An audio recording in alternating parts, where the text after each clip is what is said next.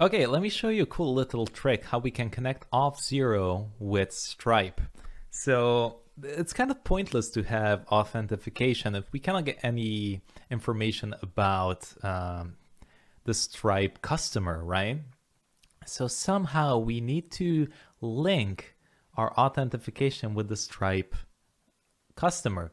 So what we're gonna do, I'm gonna show you a cool little trick where if a user comes to your application and they log in, we automatically create a Stripe customer here in our database. So when they purchase something, we have a little, I guess, order history that we can send back to that specific user. So here's what I want you to do. Go over to your customers here. If you have any, select all of them and delete them. Also, in Auth0, go over to your users. If you have any, delete them, all right, or log them out. Cool. And then what we do is we go over here to our auth pipeline in Auth0, and I'm going to send you some code that you can copy paste over, but I'm going to go through it really quickly. So here in rules, you can create one, and you can create an empty rule. Okay, so create that, and then make sure it's enabled here like that. And I'm going to click on it. It basically is going to give you a little editor here that you can paste some code in. So when the user logs in or signs up, you can run a custom code. So you're going to be getting this function. Again, you can kind of copy paste this over, but I'll go through the code a little bit here with you. So basically, when you're logging in with Google Auth or with Auth0, it gives you access to something called app metadata. Here, you basically can store extra information for the user. So in this case, what I want to do is check if there is a data in my user called Stripe customer ID. So something like that won't exist. But if it does exist, then pretty much just do nothing here. Otherwise, what I'm going to do is create this const Stripe, require Stripe, so we can actually import the package. And I'm going to pass down here in the second parentheses my Stripe secret code. Make sure to replace the secret code with yours. So go over to your Stripe account and get this secret key, copy it over, and paste it in here in the rules like that. So now what we're gonna do is create a customer here, a Stripe customer, by saying email user.email. So this user here is from Auth0, is our Google account. So we're just setting the email equal to the Google email. And description here is basically the name. So we're going to say user.name. And then we call this function called Stripe customer create, and we pass in the customer, and that's it.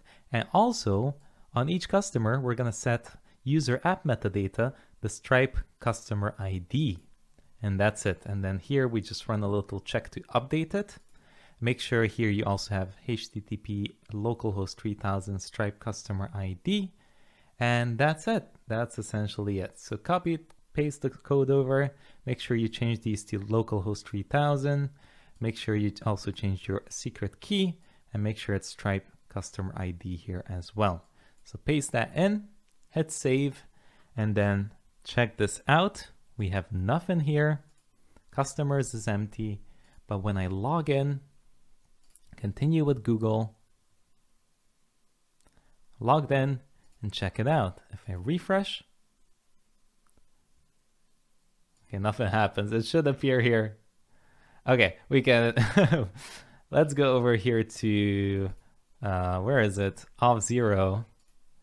You're gonna see in our users, here we logged in, and check it out. Look, our app metadata, see, data that the user has a read access only to, we can store a Stripe customer ID, and look at that, it made it. I'm not sure why it's not appearing here. It might be bugged out or something a little bit, but it should appear here normally. Sometimes it can be a bit finicky. But anyway, now what we can do in our app, actually added the code here, let me remove it really quickly. We can import get session here in the Stripe API. And then we can pull out the user from here. So we can say session equals get session request and response. And then here we have our user. So session user, like that. That's how we can get it. And if we console log this user out, let's see it. So when we go to our checkout, let's add something here. Poof, purchase. And we go. I believe we might have an error, which is fine. Look at that. We get this information back. So look, we added this to the app metadata. We have access to the Stripe customer ID. So what we can do is just pass this down here in when we create our session. We can add a little customer ID property here. Sorry, just customer. And we can pass in like the Stripe ID here. So let's pull out this Stripe ID, this one here. So what we can do is copy paste this localhost 3000 thing over. And the way we can access that is say const Stripe ID is equal to user and just paste that in there. And then we have access to it. So let's hit purchase again. See if we have any type of error. This is the refresh, add to cart, purchase.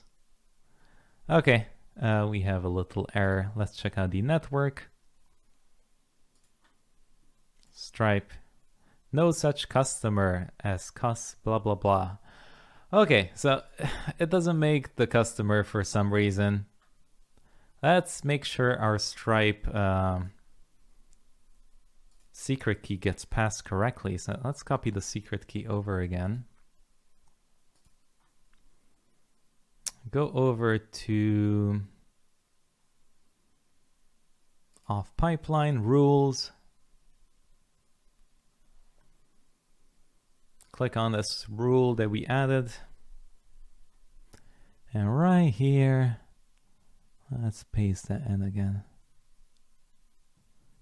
That should be okay. Is it? Yeah, GCE it ends as. Okay, let's save the changes again. Let's give it another shot. No user here. Let's sign this user out. API/logout. And when we log in, sign in with Google. Okay, let's see.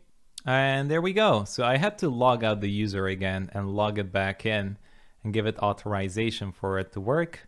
But I just logged everything out and logged in, and look at that, it saves it there. So it should be just fine now. So let's try this again, purchase. And now since we're passing down the Stripe ID, look at that, it automatically recognizes the email and auto-completes it for us. And then we can add our address, we can add our data. Boom, boom, boom, boom, boom. Just like that, checkout. And we are good to go. So boom, done, order confirmation, done. And now we can go to this profile page and retrieve that customer's orders. So let's do that in the next episode.